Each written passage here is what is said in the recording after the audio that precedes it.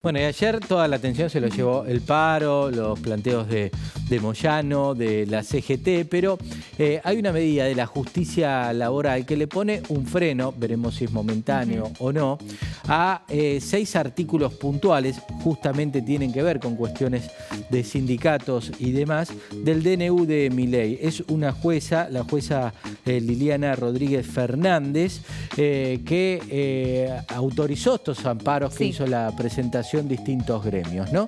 Pero ¿qué es este amparo? ¿Qué va a hacer el gobierno? Está en suspenso ahora la reforma laboral. Claro, ¿no? bueno, hay que verlo. Si pasa por el Congreso, esto no tendría validez. Pero lo puede explicar mucho mejor Diego Iriarte, que es abogado laboralista y está en videollamada con nosotros. Diego, gracias por atendernos. ¿Cómo va? Acá Paz y Mariano, Los Canales Somos. ¿Cómo estás? ¿Qué tal? ¿Cómo están? Hola Mariano, La Paz, gracias por invitarme. Gracias a vos por atendernos. ¿Qué impacto tiene esta resolución de la justicia laboral sobre el decreto del presidente Milei? Bueno, en principio hay dos situaciones que se han dado con la acción de amparo que interpuso la CGT. Entiendo que sería bueno diferenciar un poco lo que es un amparo de una medida cautelar, porque son las dos sentencias que están actualmente vigentes, ¿no? Un amparo tiene rango constitucional desde el año 94, el artículo 43, y sirve para proteger derechos fundamentales que las personas entienden que puede estar en riesgo inminente y que requieren de una resolución rápida, en tanto y en cuanto no haya una acción judicial más idónea, ¿no es cierto? Por otra parte, una medida cautelar es una medida dispuesta por un juez, ¿sí?, que lo que pretende es asegurar un derecho o una situación de hecho, ¿sí?, que también implica, de no hacerlo así, un daño para ese derecho o esa situación. Sí. La CGT lo que interpuso es un amparo, ¿sí?, pretendiendo la declaración de inconstitucionalidad del título 4 del decreto 70, impulsado por el Poder Ejecutivo, y en la misma acción de amparo pide la medida cautelar de suspensión, una prohibición de innovar en esta situación de aplicación de este título. En primer término, la Sala 8 en Feria, con votos del doctor Sudera y Pose, resolvió hacer lugar a la medida cautelar, sin expedirse respecto del fondo de la cuestión, ¿sí?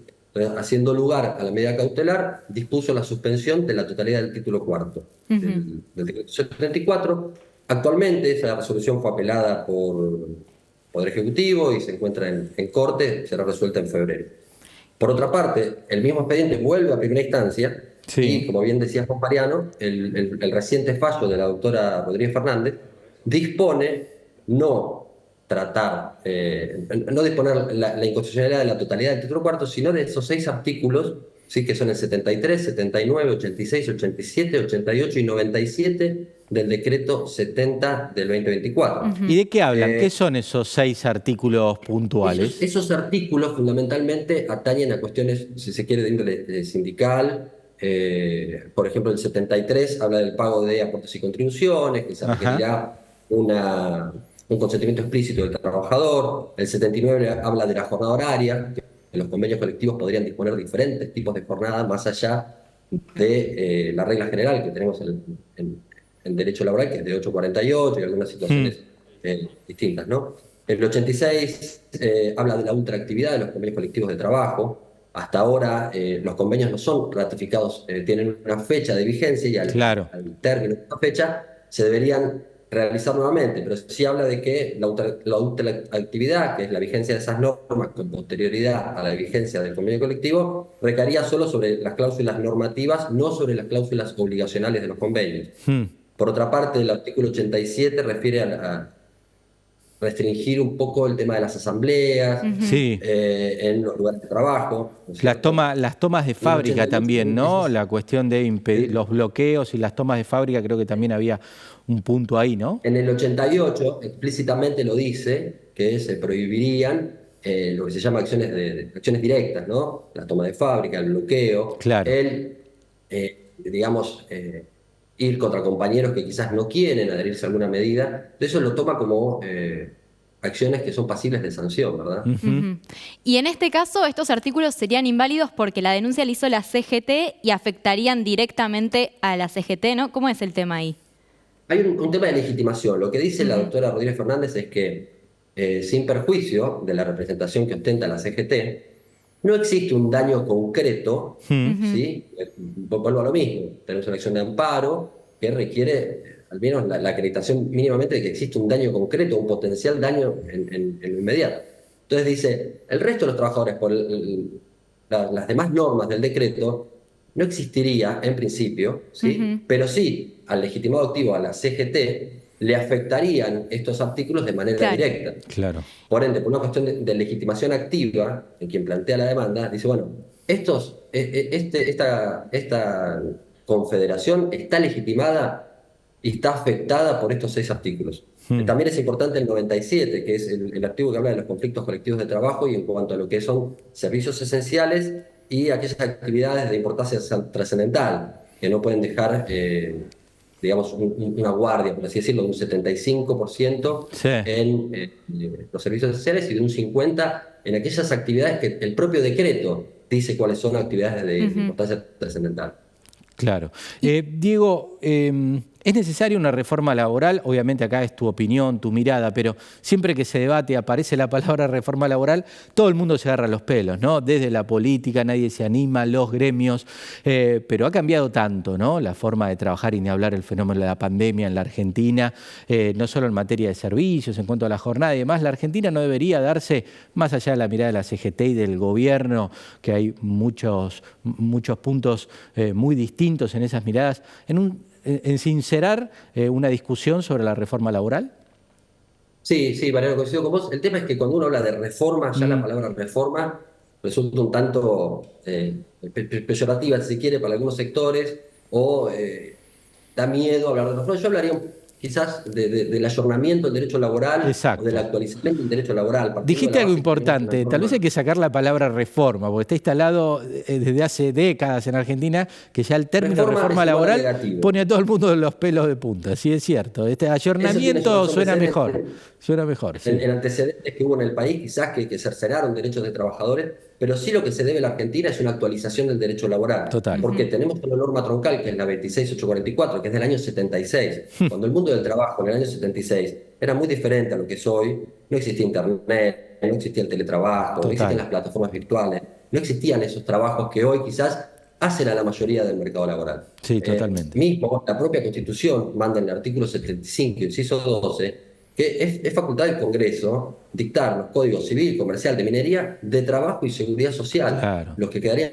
pendientes son el dictado de un código de trabajo. Más allá que tenemos normas, ¿sí? Pero Sí, habría sí. que hacer un sinceramiento, como vos decís, con un diálogo amplio con todos los sectores, no Amplio. solamente el sector sindical y empresarial, No. sino también con los colegios de abogados, con diferentes actores del mercado de trabajo. Totalmente. Diego, ¿y qué pasa entonces ahora con esta reforma laboral? Digo, con estos 6 artículos que están inválidos y después decís que el tratamiento sigue en febrero. ¿Cómo sigue el proceso con el DNU?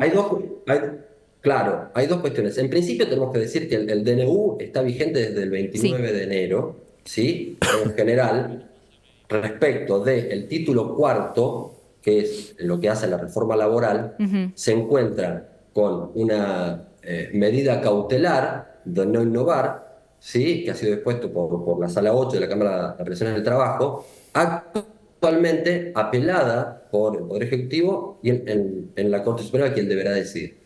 Por otra parte, el juzgado de primera instancia número 69, de la Justicia Nacional, a cargo de la doctora Rodríguez Fernández, trató la cuestión de fondo y dictó la sentencia el día 24 de enero, haciendo lugar a la declaración de inconstitucionalidad de estos 6 artículos que hablábamos antes. Sí. Entonces, sin perjuicio de ello, el tratamiento en el Congreso de este DNU sigue su curso. Claro. Ok. Más allá de que aún no hay una bicameral conformada, sí creo que está conformada los 8 que integran la Cámara de Senadores, no estaría, sin perjuicio, yo también, insisto, debería pasar al Congreso y debería tratarse en estas sesiones extraordinarias, ¿sí? Que tienen fecha creo que hasta el 15 de febrero. Sí.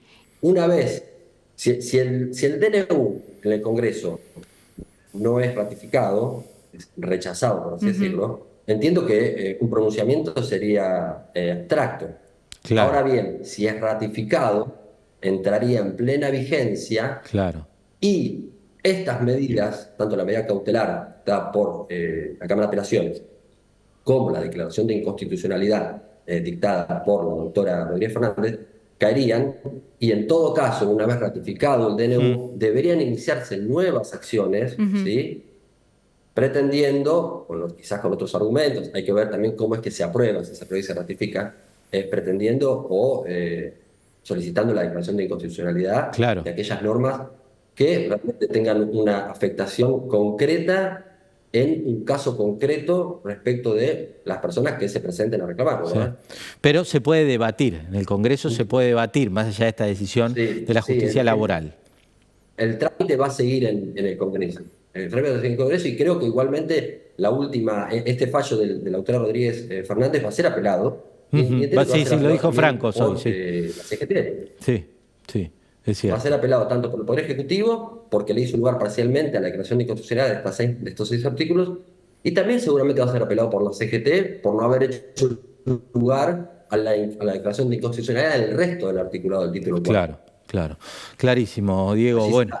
Allí será la Corte Suprema quien deberá decidir. Claro, claro. Bueno, es un tema, ¿no? Si judicializamos todo, creo que hay una parte del fallo que la doctora dice que no habría que llegar a esta instancia. Ella claramente tiene sus argumentos muy válidos, pero que esto tendría que discutirlo la política, ¿no? Se tendría que resolver en una discusión política. La doctora Rodríguez Fernández lo dice claramente en un párrafo de su sentencia, dice: me tengo que abocar en mi condición de jueza a dirimir esta cuestión, que es trascendente y que implica una resolución rápida, pero son discusiones que deberían darse en el Congreso, en el marco natural, ¿sí? Que sería de la formación de las normas, ¿sí? Y no utilizar a la justicia quizás como una ventanilla para, de manera anticipada, ir obteniendo resultados, ¿no es cierto? Exacto, exactamente. Pero entonces, incluso aunque las normas chocaran, como dicen algunos, con la Constitución, se pueden tratar de igual forma en el Congreso. Esa es otra cuestión, porque si el decreto llega a ser ratificado, después los planteos deberán ser iniciados nuevamente con estos mismos argumentos. A mi modo de ver, el DNU es pretencioso en cuanto a la cantidad de normas que pretende modificar, y dada como está conformado nuestro derecho positivo actual, hay normas que el DNU pretende modificar que entiendo que debería quizás ameritaría una reforma constitucional. Hay normas que no. Hay normas que realmente son muy viables. Insisto, el mundo del trabajo ha cambiado mucho. Lo que tenemos en la parte del decreto en cuanto a la registración de los contratos de trabajo está pensado para el año, o sea, en nuestra legislación actual está pensado para el año 76, en que había libros, la registración se hacía manual, no existía la ventanilla electrónica de AFIP, el 931, no dábamos el alta temprana. Quizás esas cuestiones son ayornables a las épocas de hoy, y podemos de alguna forma separar la paja del trigo y decir, bueno, esto lo podemos modificar o mejorar con una ley, tratado, convocando a los actores principales. Hay otras cuestiones que afectan quizás a los principios esenciales del derecho laboral, que son los principios de progresividad e indemnidad, que es un poco más sensible el tema. Estamos enmarcados en un sistema constitucional que toda norma inferior a la Constitución debe obedecer, o debe al menos no contrariarla. ¿Sí? Claro. De hecho, hoy me quedé pensando lo que decías de tu profesión, pero en cualquier profesión agarrás el convenio colectivo de trabajo y no lo puedes creer. Hay puestos que no existen más y otros que no están ni siquiera contemplados. Pero bueno, es un debate muy largo. Como bien decís, la ley de contrato de trabajo es del año 76 y la mayoría de los convenios colectivos son del 75, del 76. Habría que hacer un sinceramiento, como bien decías, Mariano, desde la parte sindical, desde la parte empresarial, pero requiere de un diálogo que en la Argentina siempre ha sido muy difícil. Y hoy parece más. Sí, y hoy parece más difícil todavía ese diálogo. Pero bueno, ojalá en algún momento lo tenemos que dar. Diego, gracias. Fuiste muy claro en todas las definiciones y nos sacaste un montón de dudas. Así que fue muy valioso tu aporte. Gracias por atendernos. Un abrazo. Hasta luego. Ahí estaba Diego Iriarte, abogado laboralista. Bueno, clarísimo, ¿no? Porque a veces entre tanta información que empieza a dar vueltas, vos decís, ¿cómo es? Si se apeló, la justicia da lugar, se trata igual en el Congreso. Lo que quedó claro es que de todas formas este DNU se trata en el Congreso, más allá de lo que haya fallado en esta instancia la justicia del trabajo. Sí, porque además es una instancia y se va a seguir apelando, y lo dijo Guillermo Franco, ministro del Interior, que se va a apelar también esta medida. Bueno, momento de la información.